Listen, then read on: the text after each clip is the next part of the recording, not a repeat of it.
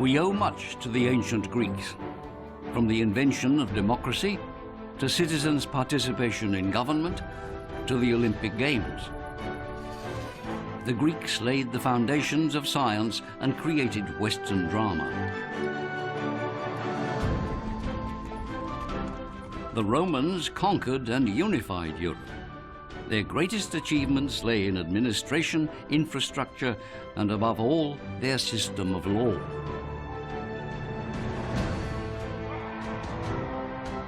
The Vikings stormed onto the world stage as raiders from the sea, but they went on to build a vast network of trade, and they were the first to discover America.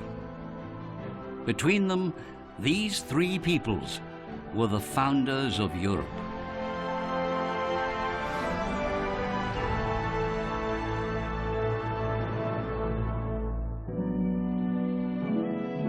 Our journey into the past takes us first to ancient Greece, known to this day as the cradle of Europe.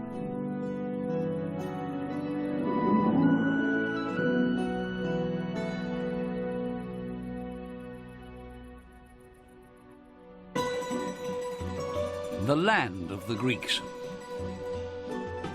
A Mediterranean world of ancient temples, of countless gods carved in gleaming marble, of mountain villages perched above rugged coastlines. Scattered over the sea are the Greek islands.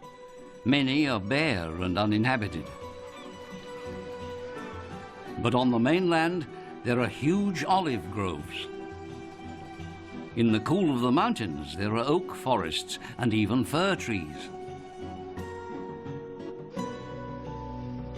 It was in this land almost 3,000 years ago that the history of the Greeks began, with 100 city-states in the eastern Mediterranean.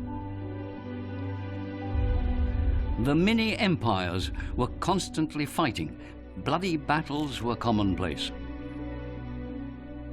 They were united only by their language and their gods, who were believed to live high on Mount Olympus.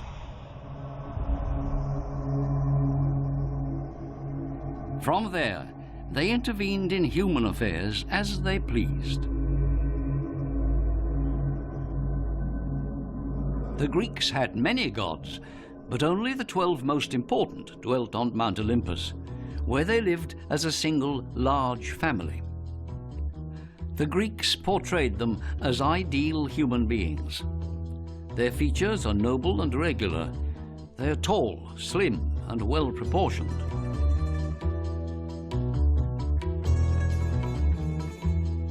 But ideal as they might appear, in their natures the gods of Greece were all too human. Their stories are shot through with intrigue, envy, and cunning. Die griechischen Götter sind ganz anders, als wir uns Götter vorstellen. Sie sind nicht allmächtig, sie sind nicht allwissend, nicht einmal allgegenwärtig. Vor allen Dingen aber verstört uns aus christlicher oder auch aus muslimisch-jüdischer Sicht, dass diese Götter moralisch unvollkommen sind, dass sie streiten untereinander, sie brechen die Ehe, sie stehlen und betrügen. Trotzdem hat man die Herrschaft der olympischen Götter als gerecht angesehen und man hat sie verehrt über mindestens 1000 Jahre. But they were also feared, especially when playing the game of destiny. The most colorful figure was Zeus, known as the father of the gods and famous for his love affairs. His sister, Demeter, both a virgin and a mother, governed fertility and the harvest. Her moody brother, the sea god Poseidon, enjoyed sinking ships. Athena, born fully armored from the head of Zeus, stood for wisdom and war. Beautiful Aphrodite looked after love. She was married, but rarely faithful. Dionysus drove away sorrow. He loved wine and ecstatic festivals.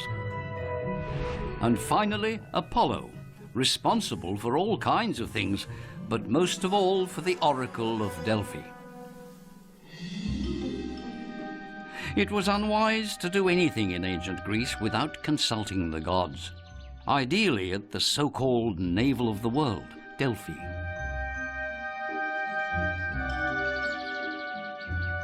The complex of temples at Delphi surrounded the most influential oracle of the Greek world. Thousands of pilgrims made their way to Delphi, taking with them animals for sacrifice, for all knew that the oracle required a precious sacrificial gift. 4 Drachmen haben wir ausgegeben für diesen störrischen Bock. Apollon wird es zu würdigen wissen. Das werden wir dann ja sehen.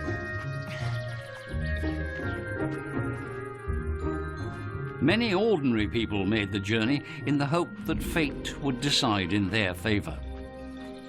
And kings from Croesus to Alexander the Great anxiously awaited the right prophecy. Success or failure, to go to war or not, victory or defeat, it all lay with the pronouncements of the oracle. Lasst uns mal durch. Wir waren wirklich die Ersten. Ich bin es, Mimis, wisst ihr noch? Danke. Tretet ein.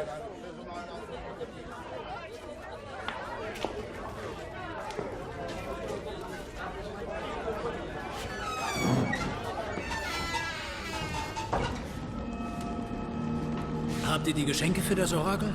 Ja, natürlich, ja. The words of the oracle were delivered by the Pythia, a priestess inspired by Apollo. Pilgrims were not permitted to address the Pythia directly. They submitted their questions to the priests, who then passed them on to her. The rite took place behind closed doors. No one has ever discovered exactly what went on in the inner sanctum.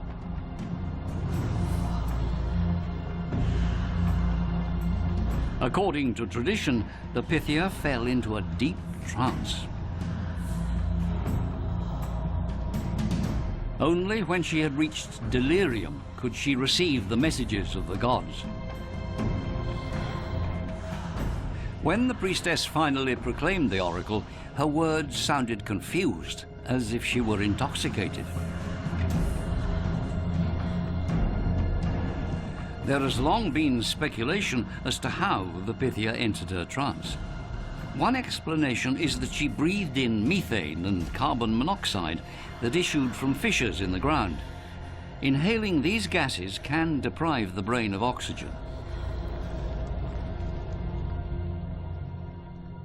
Η Pythia θεωρείται ότι είτε εισέπνεε κάποιους ατμούς που αναδύονταν από το εσωτερικό του ναού, είτε μασούσε τα φύλλα δάφνης ή πίνοντας το ιερό νερό από τις πηγές των Δελφών.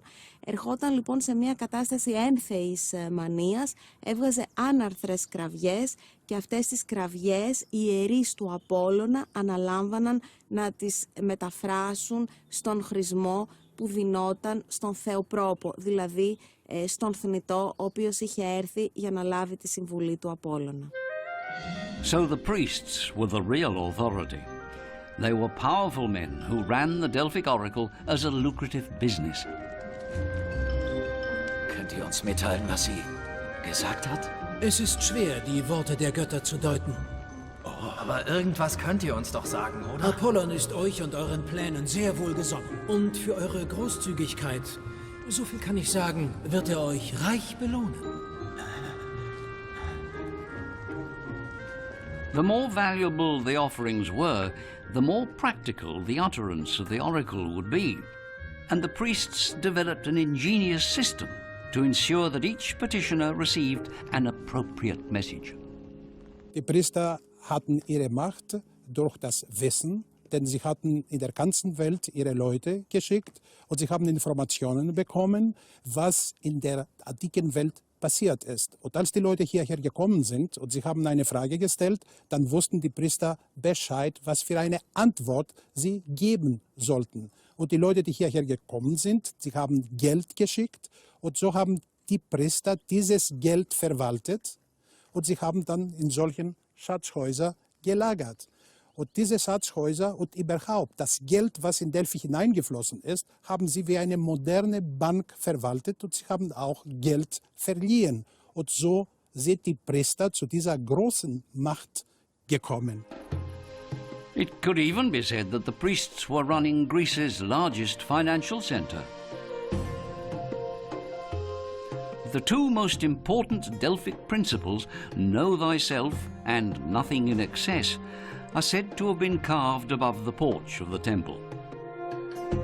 However, the most important thing of all was to have the unpredictable gods on your side. Even the powerful city of Athens deposited its votive offerings in Delphi. The other city-states also entrusted their earnings to the sanctuary of Apollo. The faraway Greek colonies were largely independent, but probably had oracles and treasure houses of their own.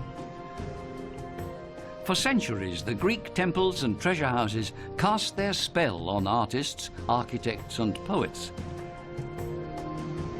Today, they attract visitors from all over the world. Two of the most famous are the Temple of Hera in Sicily and the Temple of Poseidon not far from Athens.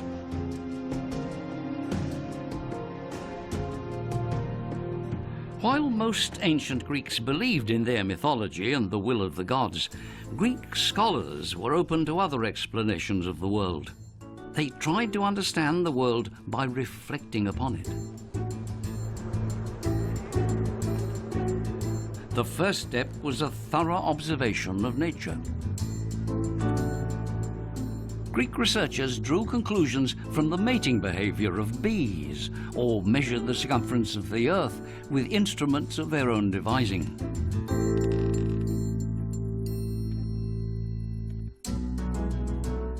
The Greeks designed a water clock, even if only to regulate the speaking time of politicians.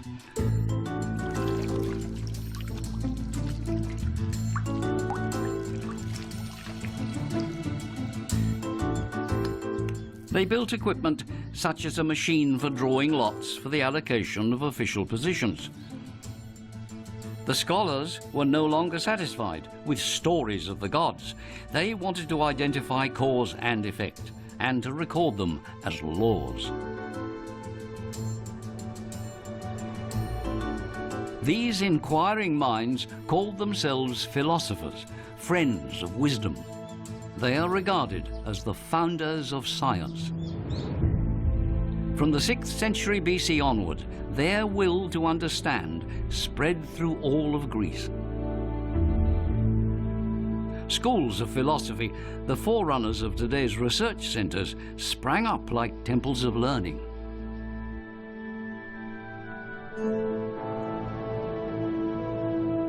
In the 16th century, Rome returned to the ideas of antiquity. Pope Julius II celebrated the great philosophers in a fresco, Raphael's School of Athens. One of them is Socrates, who tormented the Athenians with uncomfortable questions and declared, "I know that I know nothing." White-bearded Plato established the world's first school of philosophy. Its central concern was the search for truth.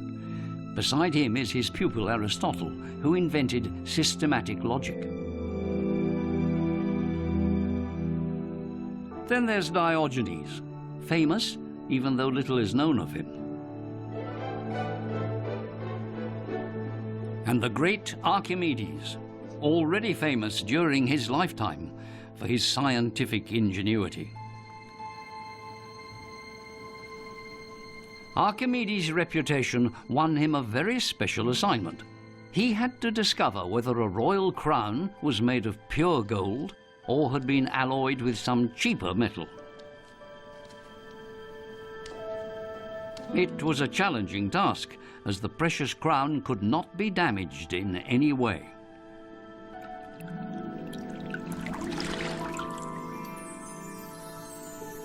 The idea that saved Archimedes came to him in the bath. The tub was full, and when he got in, it began to overflow.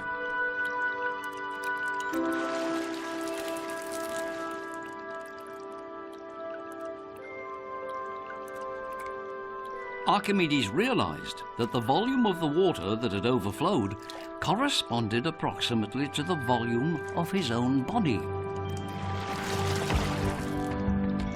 He concluded that the volume of bodies and even their density could be calculated by the volume of water they displaced.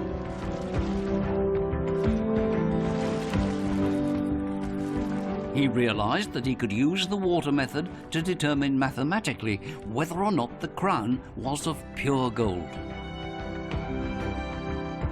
He observed that an object with a density lower than that of water displaced more liquid than an object with a higher density. The comparison only worked, however, if the two objects were of the same weight. It is said that Archimedes was so delighted by his discovery that he cried, "Eureka!" I found it, and ran out naked into the street.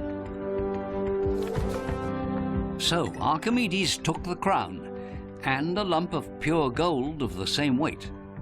If the crown was of pure gold, it would displace the same amount of water as the lump of gold.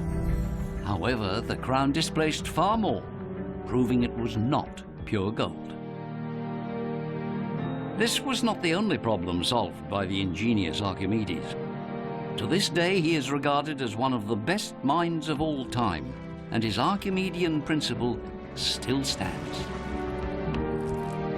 His fellow scholars were not to be outdone. They designed the first world map with longitude and latitude.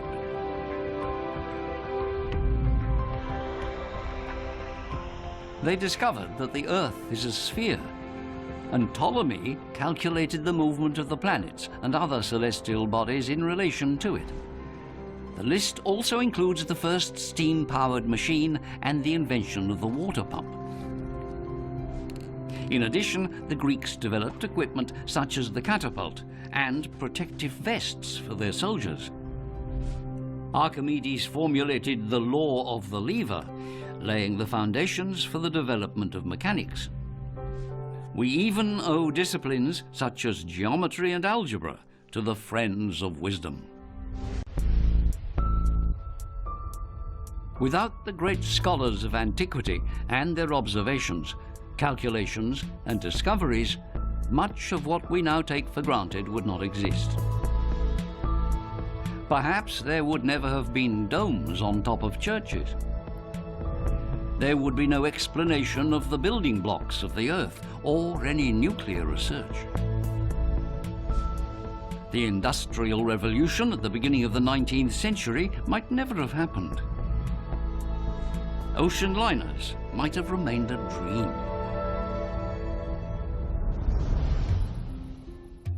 In the 6th century BC, a reform was implemented in Athens that would radically change the lives of the Greeks. An estimated 80,000 Athenians witnessed a political revolution. The city-state was in crisis. The ordinary people had revolted against the king and the nobles. They wanted a say in all important decisions. It was the birth of the public assembly. Every citizen of Athens could participate, or almost everyone. Only men aged 18 and over were permitted. There was almost always a crowd. The poor received a daily payment for attending, so that they too could have their say. Einer nach dem anderen! Wer bist du? Agapetos! Agapetos! In Ordnung, komm hoch.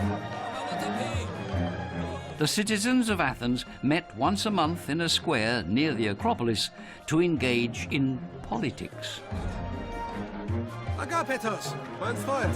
Es wurde aber auch Zeit. Ja, ich hatte noch zu tun. This monthly People's Assembly was the first of its kind in the history of the world. Its introduction marked the beginning of a new system, democracy. Symbols of the new system were Harmodius and Aristogeiton, two Athenians who assassinated the tyrant Hipparchus. It was quite different in powerful Egypt and the ancient East. Their rulers continued to represent themselves as gods. The law was always on the side of the despots. Their people had few rights, but still had to give their lives in battle. It may be surprising, but democracy was born from such a crisis.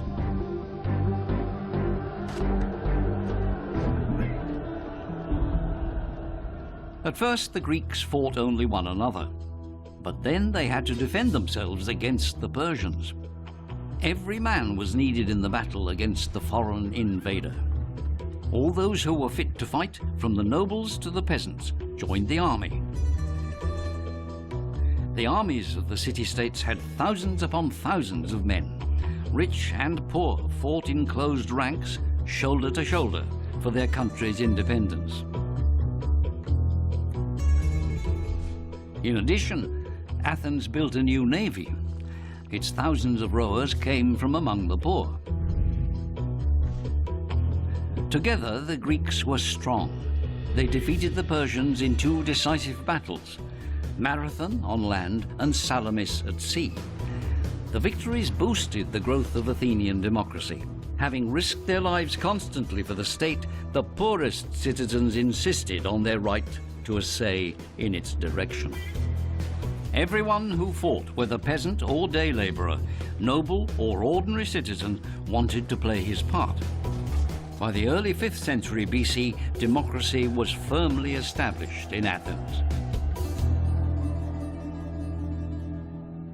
Με αυτόν τον τρόπο συνολικά δημιουργούνταν μια καλή προϋπόθεση, μια καλή βάση για τη δημιουργία της δημοκρατίας.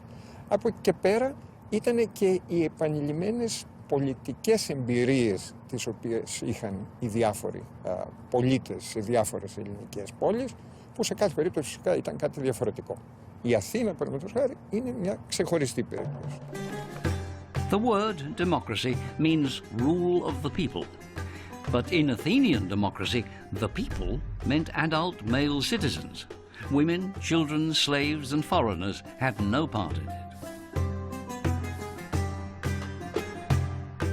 The wealthy nobles had the greatest political influence. The second and third classes, merchants, tradesmen and wealthy farmers, provided the lower-ranking officials. The fourth class was made up of day labourers, but all classes could participate in the public assembly. Βρισκόμαστε στο χώρο των συνελεύσεων της Αθηναϊκής Εκκλησίας του Δήμου, της Λαϊκής Συνέλευσης. Στο βάθος βλέπουμε το βήμα των ομιλητών πάνω στο λόφο της Πνίκας. Ουσιαστικά εδώ ήταν ο χώρος που η Αθηναϊκή Δημοκρατία έπαιρνε τις αποφάσεις της.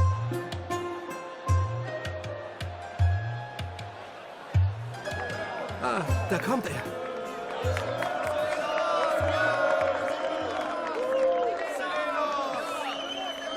Bürger von Athen! Ihr wisst alle, dass unsere Flotte die größte und stärkste der Welt ist. Und das ist auch gut so! Und doch ist unser Frieden ständig in Gefahr. Was, wenn uns eines Tages der freie Zugang zu unserem Hafen abgeschnitten wird? Es ist höchste Zeit, eine Schutzmauer zu errichten, von Athen bis nach Piräus. Leicht gesagt! Und wer soll das alles bezahlen? Hört zu! Die Reichen werden extra besteuert für den Mauerbau.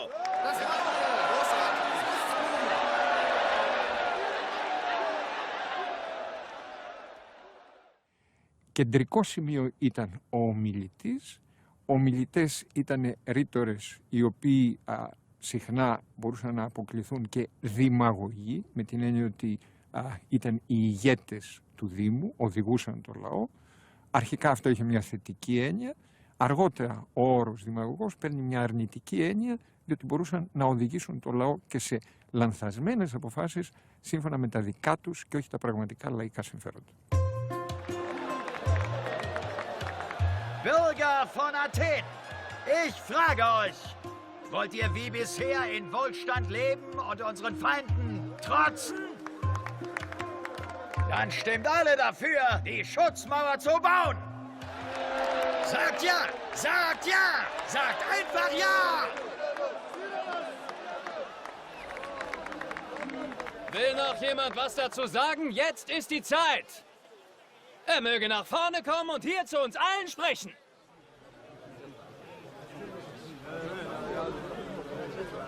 Nun hört gut zu.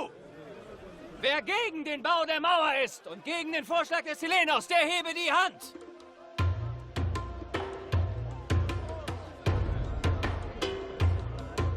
Und wer für den Vorschlag ist, der hebe jetzt die Hand. In the end, it was the little man's vote that counted. Laws were passed or rejected by majority vote, and the common people were always in the majority. Das Ergebnis ist klar. Damit ist es beschlossen. Die Mauer wird gebaut. Only the rich paid special taxes. The idea of fleeing to a tax haven would never have occurred to them. No state prior to Greece left so many tablets inscribed with laws. There are thousands of decrees etched in stone. The fragments record all kinds of decisions, building projects, whether to go to war, whether to spend money on a celebration. Σε τέτοιου είδους στήλες αναγραφόντουσαν τα σημαντικότερα από τα ψηφίσματα της Αθηναϊκής Εκκλησίας του Δήμου. Τα αυτά συνήθως ιδρύονταν σε εμφανή και διακεκριμένα σημεία, όπως ήταν η Ακρόπολη ή η Αρχαία Αγορά. Στη συγκεκριμένη στήλη έχουν αναγραφεί δύο ψηφίσματα με τα οποία ορίζονται οι εισπράκτορες των συμμαχικών φόρων και καθορίζονται οι διαδικασίες μέσα από τις οποίες αυτοί οι εισπράκτορες θα ελάμβαναν τα χρήματα προς όφελος της Αθήνας. Μάλιστα, στο εναπομείναν τμήμα του αναγλύφου εικονίζονται αγκία και σάκι που προφανώς μέσα στα οποία υπήρχαν τα χρήματα. Δηλαδή είναι ένας συμβολισμός των χρημάτων που έχουν εισπραχθεί. Many of the decrees related to tax. The word foroi, tax, often appears on the inscriptions, but the taxes were levied only when necessary, as a one-off payment. When the Assembly voted for a law, it took effect immediately, and everyone could read it on the stylus. For example, in the Agora, the illiterate could ask a reader appointed by the city to read the new decrees aloud. Official positions were allocated by lot. No particular qualifications were required to become a market policeman, a pestilence commissioner, or a judge, but candidates needed an impeccable reputation and a little luck. Leonidas Linos, du bist gewählt.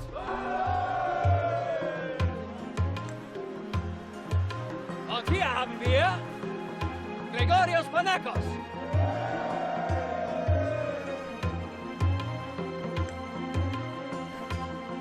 Und auch Galamis ist hiermit gewählt. For drawing lots, the Greeks invented a voting machine. There were two machines at each entrance to the place of assembly. On the front of the machine, there were 5 columns of slots.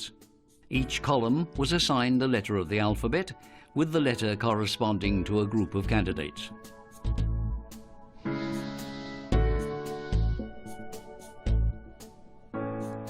Tokens bearing candidates' names were placed in the column for their group. White and black balls were then dropped into the voting machine. If a white ball fell at the foot of the column, that group was elected. A black ball meant not elected. Η κλήρωση ήταν μια βασική έννοια και αρχή της Αθηναϊκής Δημοκρατίας. Ξεκινούσαν από την αντίληψη ότι όλοι οι Αθηναίοι πολίτες πρέπει περίπου να έχουν τις ίδιες δυνατότητες στα πλαίσια μιας ισότητας να ασκήσουν και δημόσια καθήκοντα εκτός από ειδικά καθήκοντα όπως του στρατηγού. Για το λόγο αυτό επινόησαν ειδικές μηχανές που θα δείτε τα κληρωτήρια και με αυτόν τον τρόπο καταπολεμούσαν τις περιπτώσεις διαφθοράς. Δεν θα μπορούσε έτσι, παραδείγματος χάρη, κάποιος που κληρονόταν να συμμετάσχει σε ένα δικαστήριο να ξέρει πολύ πριν σε ποιο ακριβώς δικαστήριο θα πήγαινε, ώστε να συνεννοηθεί ως προς το ποια στάση θα τηρούσε. The rulers of Rome did not think very highly of the Athenian model. Later, absolute European monarchs rejected any participation of the people in their government. In Germany and in France, the people had to fight for their rights for centuries. With the French Revolution, democracy finally returned to continental Europe.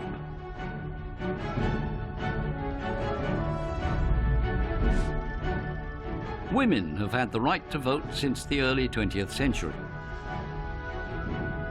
The right of the people to participate in government is now a basic principle throughout the Western world.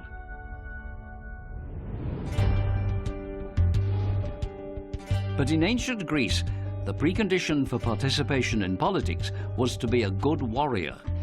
For young men, physical fitness was compulsory.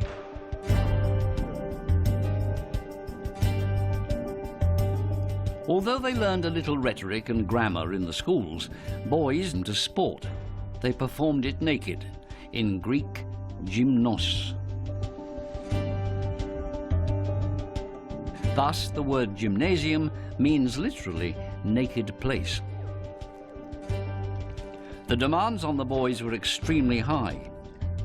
Those who showed talent during training were given special assistance to help them compete in the main sporting events.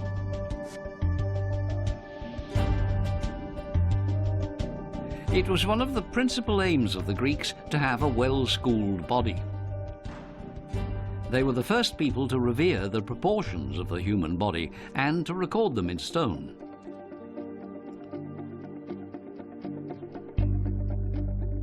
For the first time, statues looked like flesh and blood human beings.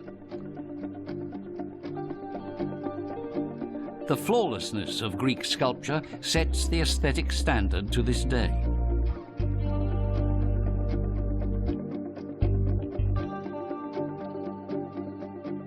The Renaissance took up the Greek ideal once more, creating fresh masterpieces.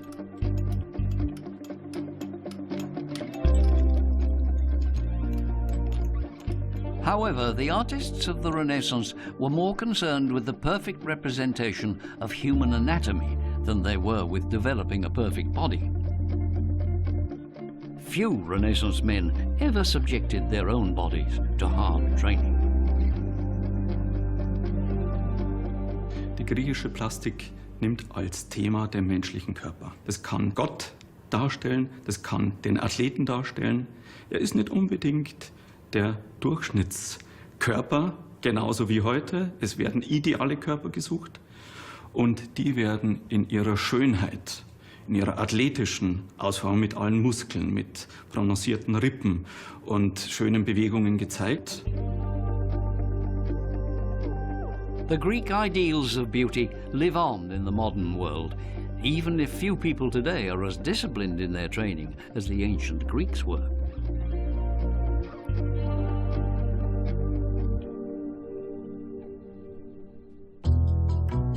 It was very different for the youth of Greece. If they were not training for war, they were training for athletic competition.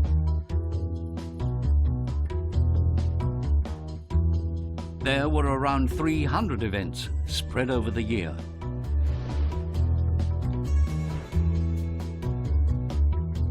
Everyone who took part did so to win. Victory brought cash prizes and helped in one's career. All of the Greek sporting disciplines survive today. The discus was there from the beginning, as well as the javelin. Both require strength and a sophisticated technique.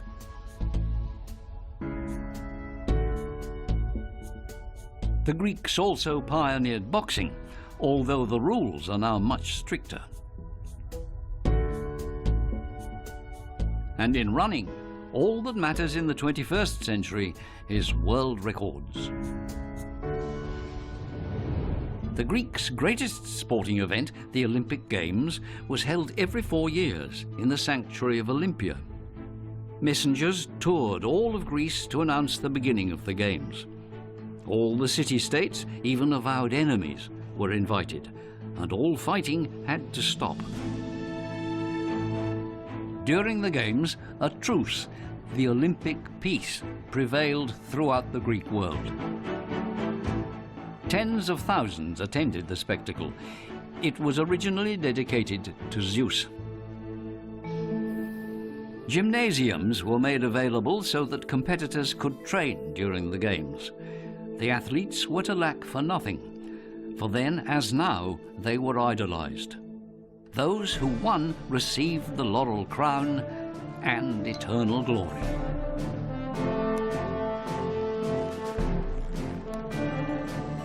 One legend was Milo of Croton, also known as Fatso. He was a wrestler who devoured 8 kilos of meat per day. Theogenes, a boxer, notched up 1,300 victories. His statue was said to have healing powers. And the notorious wrestler, Arachion. Even as he lay dying, he dislocated his adversary's toe. Even some of the losers are remembered. Apollonius arrived too late and was not allowed to compete. Eupolis was found to be corrupt, and another Theogenes was punished for boring the spectators. By the 5th century AD, the Olympics had faded away. The Christian emperor Theodosius banned pagan religions, and Olympia itself disappeared, first beneath a city and then under meters of rubble.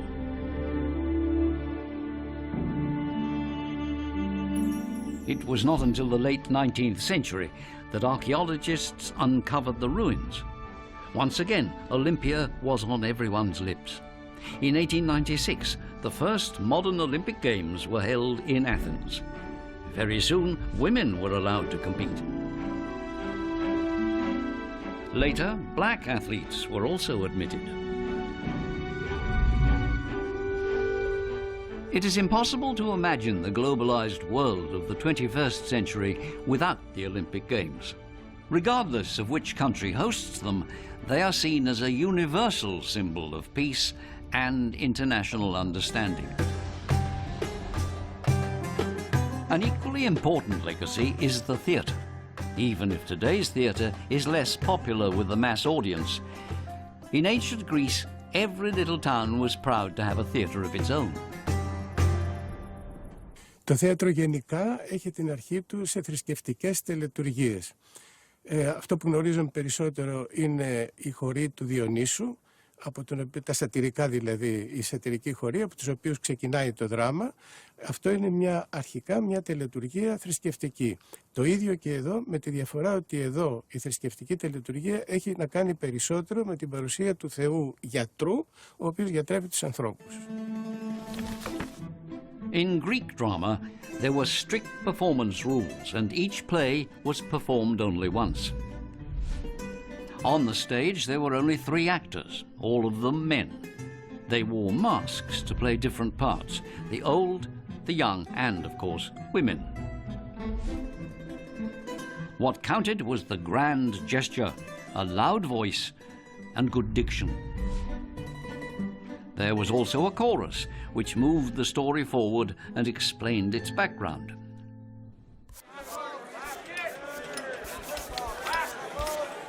Wieso sind die nicht fertig? But most important of all were the patron, a nobleman who paid for the production,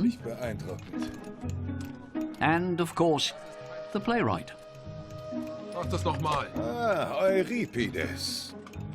Euer neues Stück scheint wieder spektakulär zu werden. Ja, natürlich.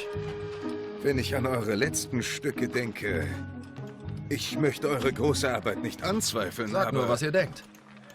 Ich verstehe nicht, warum am Ende immer alle sterben müssen. Es ist eine Tragödie, deshalb. Was Amüsantes, Leichtes wäre doch auch mal schön. Etwas zum Lachen, hä? Aber ich schreibe Tragödien. Ja, das weiß ich, aber ich möchte dieses Mal etwas anderes sehen. Verstehen wir uns? Ich verstehe überhaupt nichts. Euripides, ich meine es ernst. Ein bisschen mehr Leichtigkeit wäre nicht falsch. Denkt nach, ich komme morgen wieder.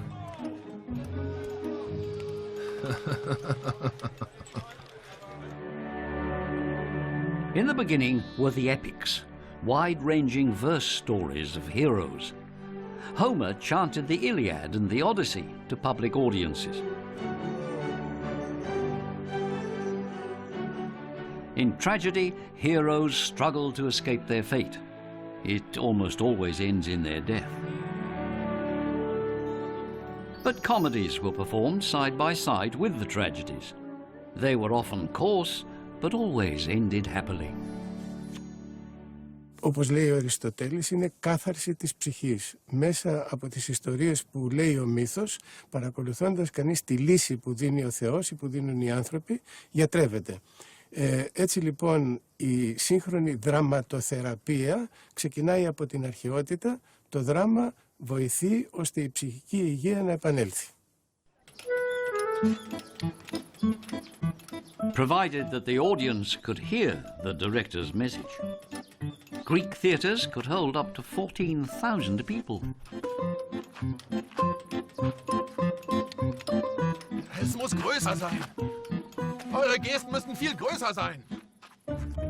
Versteht ihr? Es geht um Leben und Tod. Und ihr da hinten, beeilt euch mal lieber, statt so blöd zu gucken. Arbeitet weiter, ihr auch. Wir haben nicht mehr viel Zeit. Ihr müsst noch deutlicher sprechen, damit man euch auch in der letzten Reihe hören kann. Also, ihr seht euch an. Du erkennst den Bruder nicht. Nicht so nah. Gut. Na, jetzt kommt endlich raus. Ziert euch nicht so. Die Haare sehen gut aus. Hör auf zu lachen.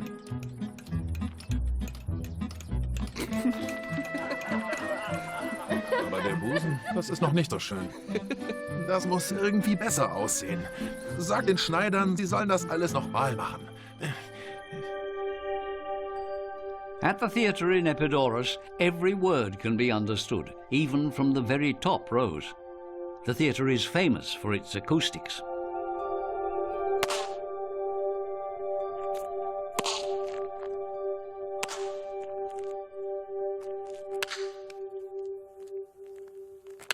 Η κλίση του θεάτρου είναι τέτοια και επίσης οι διαστάσεις των εδωλίων είναι τέτοιες, δηλαδή το πλάτος και το ύψος τους, ώστε να ενισχύουν με τις ανακλάσεις τον ήχο που φτάνει στα αυτιά του ακροατή και έτσι να έχουμε καλύτερη καταληπτότητα στην ομιλία. Επίσης τονίζουν τις συχνότητες που είναι σημαντικές για την ομιλία.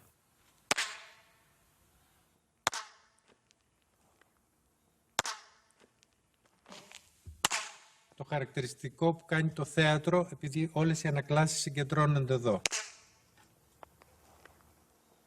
Αλλά αν προχωρήσουμε και πάμε κάπου αλλού, βλέπετε ότι ο ήχος αλλάζει, γιατί ακριβώς δεν έχουμε αυτή τη συμμετρία από τις ανακλάσεις. Το θέατρο αυτό είναι τέλειο από πλευράς ακουστικού σχεδιασμού, αλλά εμείς οι ειδικοί δεν γνωρίζουμε αν αυτό ήταν αποτέλεσμα υπολογισμών ή εμπειρίας που είχαν αποκτήσει οι αρχαίοι. Οπότε είναι ένα μυστήριο για μας αυτό. The idea of the theatre as a purifier of the soul and the mirror of human conflicts is still influential today and has developed new forms. Now it is not only the world's stages, but also its screens that tell stories of tragic or happy events every night. When pictures began to move, film took the lead from theatre. The dream factories of the cinema reached the hearts of millions.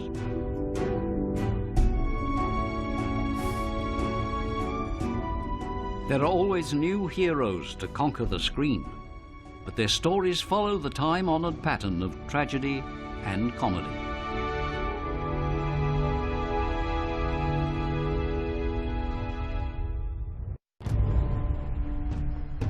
The culture of the Greeks spread throughout the known world.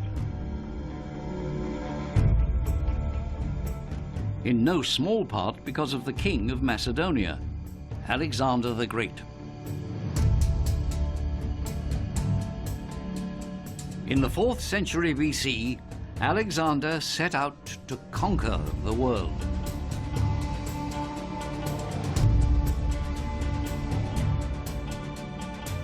He brought the Greek city-states to their knees and won a far-reaching empire.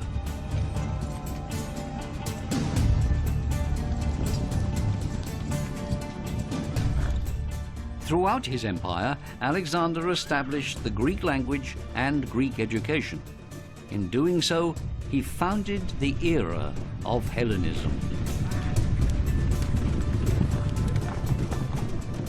From his native city of Pella, Alexander carried the Greek heritage all the way to India. By then, however, the golden age of Athens was long since over. After Alexander's death, his empire broke up and a new power emerged: Rome. The Romans were specialists in conquest. In contrast to the ever-quarreling Greeks, they emphasized organization and discipline. It was not difficult for the Roman legions to subjugate the small Greek city-states once and for all.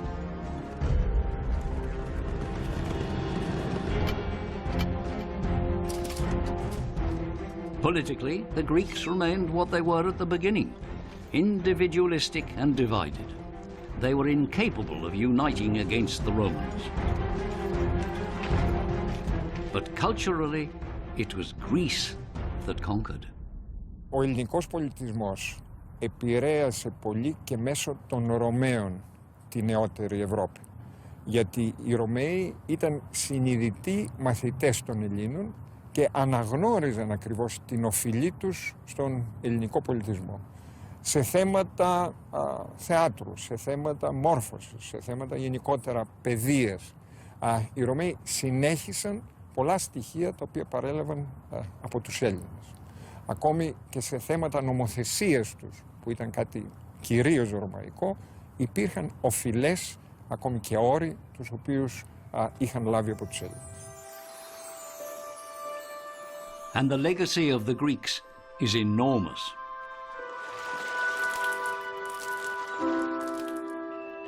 In their search for explanations, the Greeks discovered universal laws of nature and vindicated scientific thought.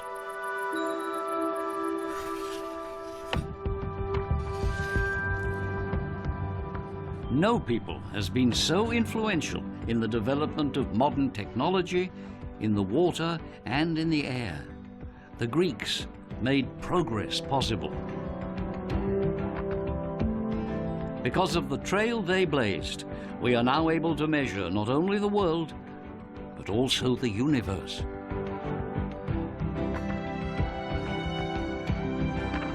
With their art of storytelling, they created great works of world literature and inspired the film industry.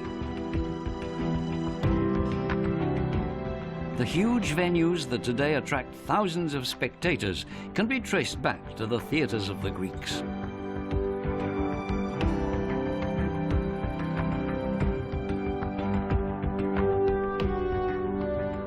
And the idea of bringing many peoples together in peaceful competition is still celebrated every 4 years at the Olympic Games.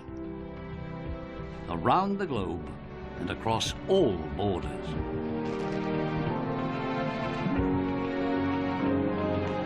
But the most important legacy of ancient Greece is an idea. The idea that the citizens are the masters of the state and govern it with laws that they themselves have adopted. Many European countries would probably not be democracies today if not for the revolutionary reforms of the ancient Greeks. And not just European countries. Abraham Lincoln echoed the Greeks in his dictum: government of the people, by the people, for the people. The achievements of the ancient Greeks have stood the test of time. To this day, they influence profoundly the life and thought of the Western world. There can be no doubt that ancient Greece was the cradle of our culture.